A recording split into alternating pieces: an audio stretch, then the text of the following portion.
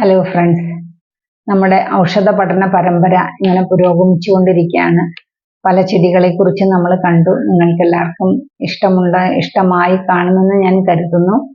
ഇന്ന് 7ാം ദിനമായ ഇന്ന് നമ്മൾ തിരഞ്ഞെടുത്തിരിക്കുന്നത് മുയൽ ചെവിയൻ.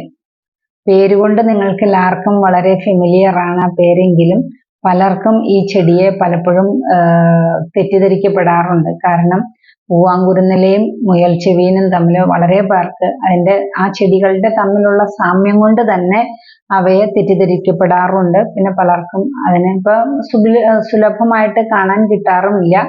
അതുകൊണ്ട് തന്നെ അധികം ആർക്കും ആ ചെടിയുടെ ഗുണങ്ങളെക്കുറിച്ച് അറിയാറുമില്ല. ചെടിയുടെ സംസ്കൃത പേര് അക്കുകർണി എന്നാണ്.